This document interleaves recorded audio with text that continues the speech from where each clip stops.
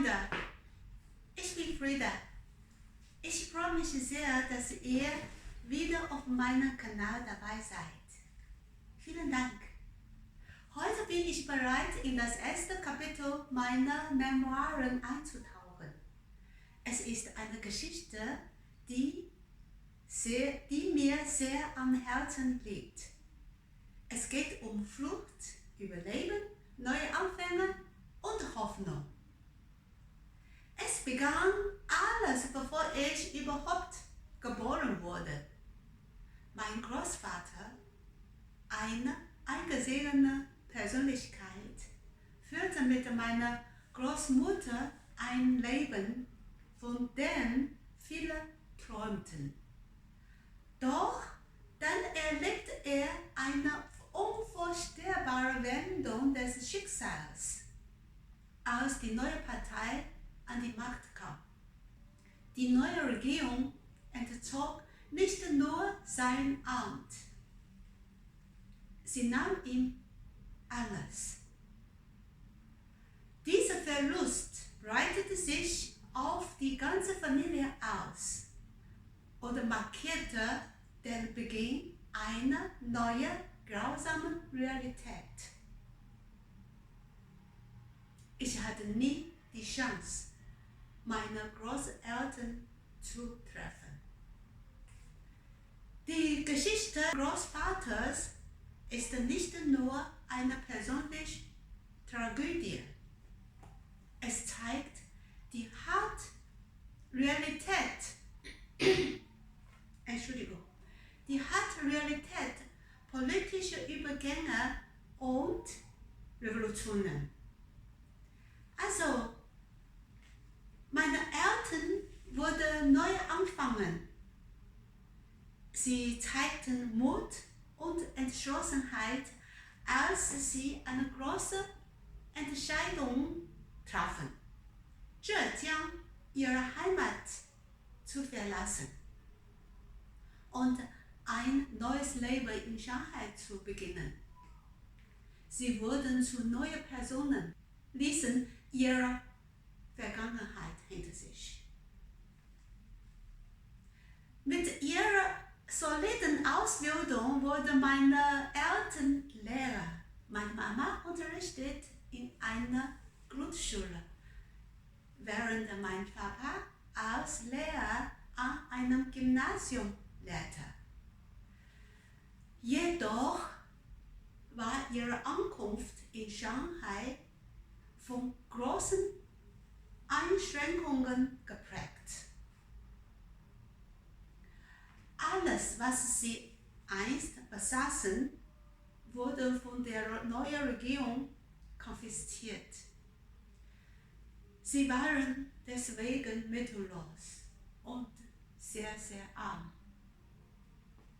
Als neue Lehrer mit kargen Gehältern konnten sie sich es nur kleine, billige Unterkunft von gerade mal etwa 8 bis 10 Quadratmeter zu mieten.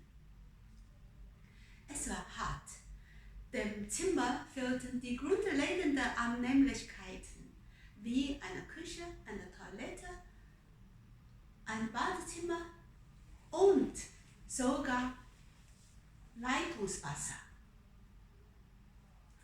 Und in dieser winzigen Ecke der bevölkerungsreichsten Stadt wurde mein älterer Bruder unter diesen schwierigen Bedingungen geboren.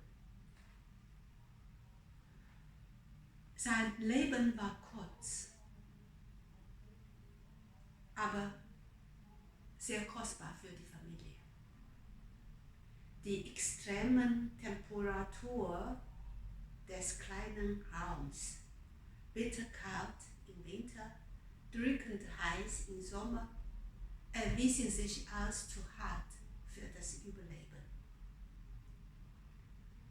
Monate später wurde mein Bruder krank und schwächer und konnte nicht mehr. Es war ein großer Schmerz. den Wörter kaum erfassen können. Aber das Leben findet immer einen Weg, sich durch die schwierigsten Bedingungen durchzukämpfen. Ein Jahr später wurde ich geboren. Ich kam zur Welt und schrie laut nicht nur nach Aufmerksamkeit, sondern auch halt den unerbittlichen Geist wieder, der in die Luft von Shanghai erfüllt. Meine Ankunft war ein Zeugnis der Widerstandsfähigkeit meiner Eltern, ein Symbol dafür, dass unter schwierigsten Bedingungen die Hoffnung, die nie aufhörte zu blühen. Meine Geschichte, unsere Geschichte, handelt nicht nur vom Überleben, sondern davon, gegen die Schwierigkeiten zu bestehen. Es geht um Hoffnung, die in der Not erblühte. Auch um Anfänge, die möglich sind, auch wenn alles verloren scheint. Also, hier fangen wir an. Es gibt noch viel zu erzählen. Ich kann es kaum erwarten, in den nächsten Folgen es euch mitzuteilen.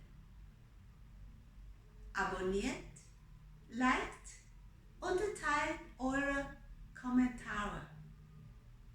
Lasst uns auf diesem Weg gemeinsam gehen. Last but not least, egal wie hart es wird, es gibt immer einen Funken Hoffnung, der darauf wartet, entzündet zu werden. So, vielen Dank für die Aufmerksamkeit. Bis zum nächsten Mal.